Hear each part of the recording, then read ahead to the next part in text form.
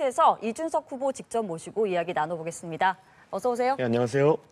네, 연일 촘촘한 유세 일정을 소화하고 계신데 특히 눈에 띄는 게 점심 식사를 늘 대학교에서 드시고 계시더라고요. 첫날 연세대학교, 이후에 경북대, 부산대 이어서 오늘은 서울교대 가셨는데 대학생들과 좀 식사하면서 소통을 해보면 어떤 이야기가 많이 나오던가요? 사실 이번 선거에서 저희가 미래를 지향할 거냐 아니면 과거에 머무를 것이냐 하는 문제는 미래를 살아가야 될 세대의 이야기를 얼마나 듣느냐에 달려있다 이런 생각을 합니다. 그래서 우리가 여의도에서 그냥 피상적인 이야기들 바탕으로 해서 정책을 짜는 것보다 실제 우리의 정책을 유권자에게 직접 전달하고 젊은 세대가 원하는 것은 어떤지 피드백을 받는 것이 굉장히 중요해서 뭐 점심 식사 저희들끼리 먹는 것보다는 대학교에 학교 식당에 가가지고 저희가 먹는 식으로 매일 진행하고 있습니다. 그런데 반응도 좋고 네. 젊은 세대가 대통령이 되어서도 이런 행보를 해달라 이런 주문이 많아가지고 저는 대통령이 되어도 뭐 학교뿐만 아니라 뭐 회사라든지 이런 곳에 다수의 유권자 만날 수 있는 공간에 가서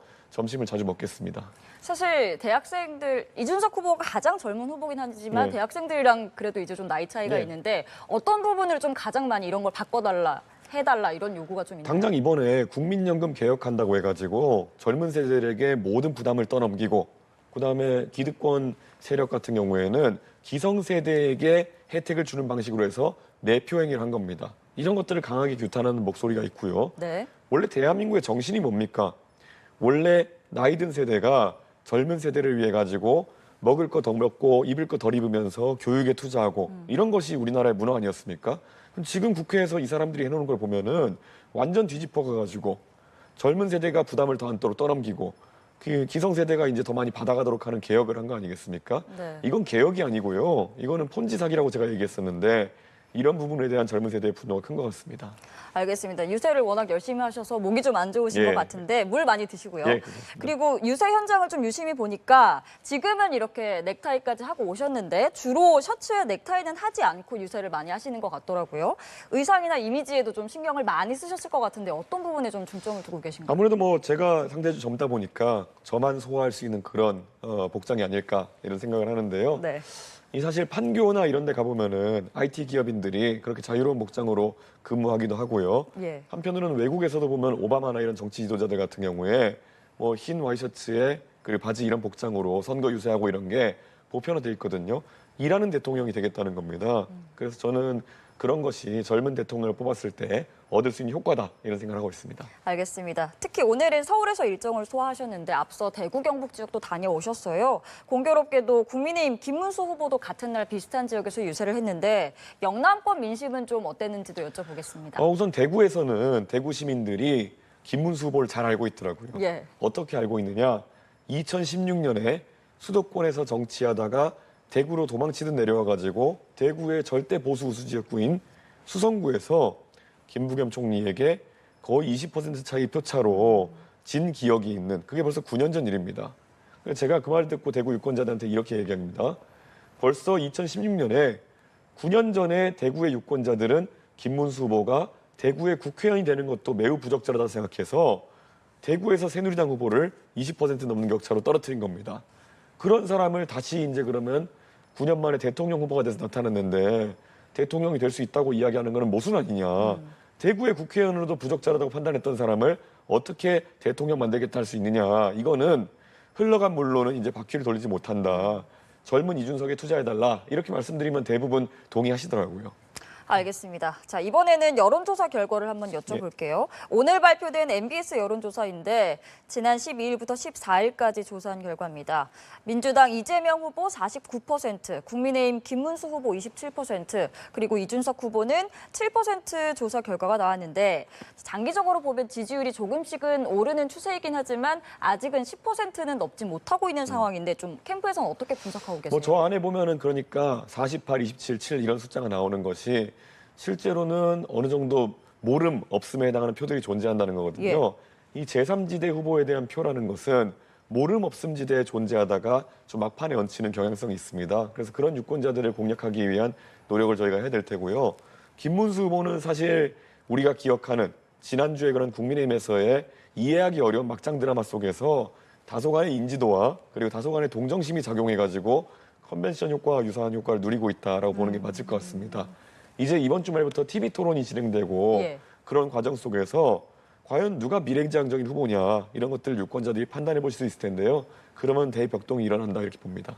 알겠습니다. 이제 무응답 부분에 대해서 무당층에 대해서 언급을 하셨는데 같은 조사에서 무응답은 16%로 조사가 됐거든요. 이 분들, 이 무당층 중도층의 표심이 결국에는 결과를 가를 것이다라는 전망이 많습니다. 이 후보께서도 언급을 하셨는데 예를 들어서 이번 주말에 있을 토론회, 뭐 이 중도층 표심을 얻기 위한 전략 좀 어떻게 준비하고 계시나요? 결국 지금 국민들께서는 그 계엄을 일으켰던 세력 그리고 아직까지 그 윤석열 대통령에 대한 제명이냐 아니냐 처리까지 하지 못하고 있는 그런 국민의힘에 대해서는 굉장한 실망감을 느끼고 있는 겁니다. 그런데 뭐 이준석이 당세가 약하다 보니까 또 어렵게 정치하지 않을까 이런 생각부터 많은 고민이 있으실 텐데요. 프랑스의 마크롱 대통령도 의석 하나도 없이 개혁 정책을 내세워가지고 프랑스 국민들의 마음을 얻어서 대통령이 되었고 그 다음 총선에서 마크롱 대통령이 정치 잘한다 생각해서 프랑스 국민들이 마크롱 정당에다가 또 의석을 많이 줬습니다. 예. 저는 이 모델이 아니 프랑스 국민들이 혁명도 하고 화끈한 국민들인데 우리 대한민국의 그 민주화 산업화를 이끈 국민성 또한 화끈한 측면이 있기 때문에 이번에 양당의 정치가 마음에 안 드셨던 분이라면은 지금부터 바로 한번 젊은 사람으로 바꿔가지고 정치 싹 바꿔보자 이런 생각하시면은 금방금방 바뀝니다. 그래서 앞으로 저 이준석에게 좀 많은 관심 가져주시면은 제가 싹 바꿔놓겠습니다. 알겠습니다. 자세한 공약 이야기는 조금 이따가 나눠보기로 하고요. 먼저 단일화 문제를 여쭤보지 않을 수 없을 것 같아요. 계속해서 김문수 후보와의 단일화에는 선을 긋고 계신데 지금 생각도 같은 입장이신지 여쭤보겠습니다. 김문수 후보를 지지하는 지지층은 가장 오른쪽에 있는 지지층입니다. 그건 김문수 후보가 오른쪽으로 봤을 때 자기 말고 다른 후보가 없다는 것은 자명한 것이고 그분들은 만약에 단일화를 하면은 뭐 제가 후보가 된다면 저를 찍을 수도 있을지도 모르겠습니다. 하지만 저는 가운데 있는 후보이기 때문에 지금 만약에 제가 뭐 단일화 경쟁을 김문수 후보랑 해가지고 김문수 후보가 단일 후보로 된다. 제 표의 상당 부분은 계엄 세력과 함께 할 수 없다 그래가지고 이탈할 겁니다. 그렇기 때문에 기술적으로 이것은 단일화를 한다는 것에 의미가 없습니다. 그렇게 해서 이길 수도 없습니다. 그렇기 때문에 그런 안 되는 것에 집착하지 말고 공약 경쟁이나 정책 경쟁을 통해 가지고 누가 더 보수의 정신을, 누가 더 노무현 정신을, 누가 더 그런 어떤 김영삼 정신을 잘 구현하고 있는지 붙어보자. 전 이렇게 이야기하고 있는 겁니다. 알겠습니다. 단일화를 해도 의미가 없을 것이다라고 설명을 하셨는데 반면 국민의힘에서는 계속 이준석 후보가 결국에는 단일화 논의를 할 것이다라고 이야기를 하고 있는 상황이에요. 특히 90년생 김용태 의원이 비상대책위원장으로 임명이 됐는데 좀 가까운 사이라고도 알려져 있습니다. 연락이 좀 왔나요? 저한테 비대위원장 된 다음이나 그 직전에 연락 온 건 없습니다. 예, 저희가 뭐 일상적인 대화를 나누는 사이이기 때문에 예. 안 그래도 제가 한번 핸드폰 확인해 보니까 5월 2일 날 제가 먼저 전화 걸어서 뭐 물어볼 게 있어서 물어본 거 하나 외에는 없습니다. 그런데 김용태 비대위원장이 조금 전에도 이제 기자회견을 통해서 이준석 후보 꼭 만나고 싶다라고 이야기를 했는데 만약에 이제 연락이 온다면 좀 어떤 이야기 나눠보실 계획이 좀 있으실까요? 비대위원장 잘하세요 이렇게 얘기하겠죠. 알겠습니다. 네. 그렇다면 만약에 이제 단일화를 해서 지금 여론 지형이 조금 변해서 김문수 후보랑 단일화를 했을 때 그 민주당 이재명 후보랑 좀 겨뤄볼 수 있겠다 정도의 여론 지형이 됐을 상황에도 단일화에는 지금과 같은 입장을 좀 유지하게 제가 말씀드린 되실까요? 것처럼 산수랍으로 되는 게 아닙니다. 그렇기 때문에 저는 그런 걸 믿지도 않고 예. 그래서 단일화 협상에 제가 나설 의향이 없습니다. 알겠습니다. 다시 한번 확고한 입장을 예. 확인을 했습니다. 자, 이번에는 국민의힘 상황에 대해서도 조금 여쭤볼게요.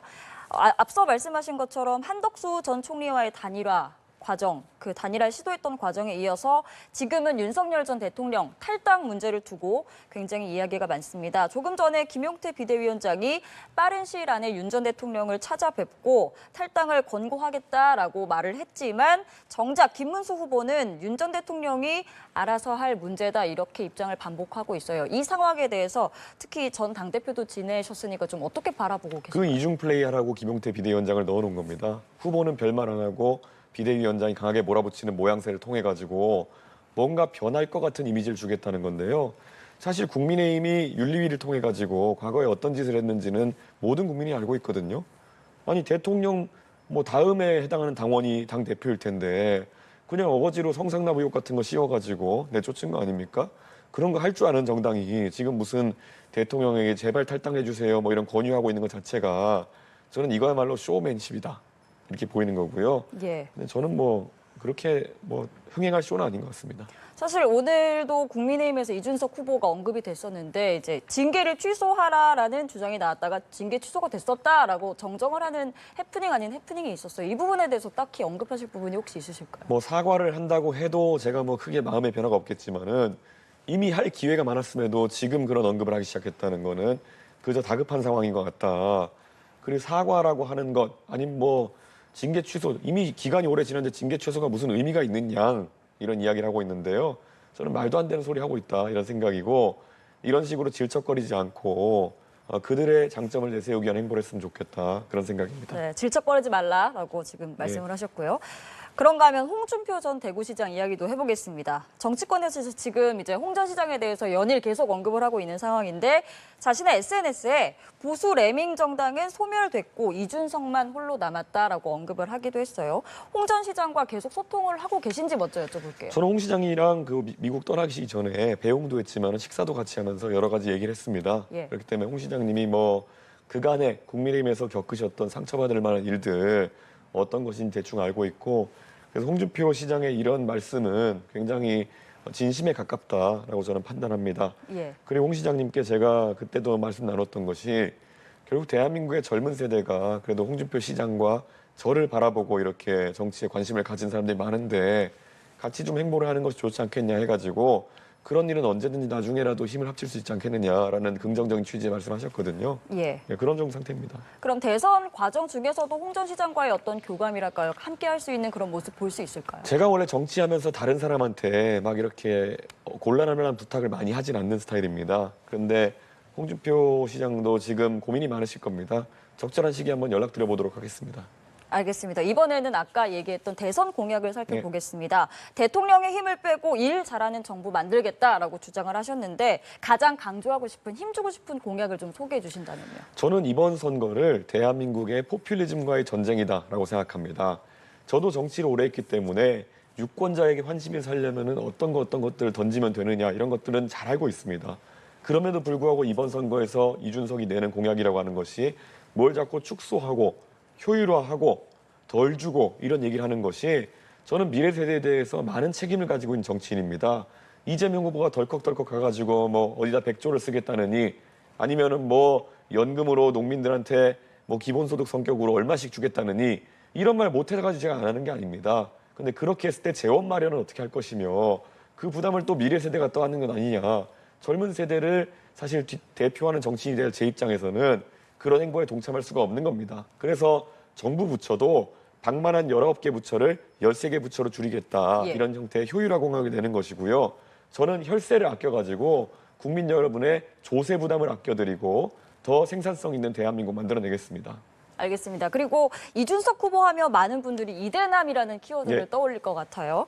20대 남성 그리고 청년층의 정치 참여, 정치에 대한 관심도를 확대시켰지만 또 한편으로는 뭐 세대 갈등, 젠더 갈등을 조금 부추겼다는 지적도 나오고 있는데 이 부분에 대해서도 후보님 의견이 궁금합니다. 지금 대선 후보 이준석의 오늘자 어떤 조사들에 따르면은 예. 가장 높은 지지를 구축한 쪽이 20대, 30대 남성이고요. 그 다음이 20대, 30대 여성입니다. 그렇기 때문에 저는 이런 것이야말로 과거에 국민의힘에 있을 때 저를 쫓아내기 위해 가지고 국민의힘에 있던 사람들이 오늘 뭐 사과한다 뭐 이러고 있는 것처럼 예. 뭐 성상납 의혹에 학력 위조 의혹에 엄청난 것들 뒤집어 씌우지 않았습니까? 그런 이미지 음해를 한 다음에 지금 와가지고 당신 보니까 여기서 젊은 여성들한테 비호감 이미지가 있네 이렇게 하는 거는 예. 2차 가해에 가깝다 저는 그런 생각을 하고요. 네. 솔직히 말하면은 뭐 그런 성상납 같은 소리 해놓고 여성한테 표가 안 나오네 이런 얘기하는 거는 진짜 뭐 하자는 건지 모르겠는 상황이거든요.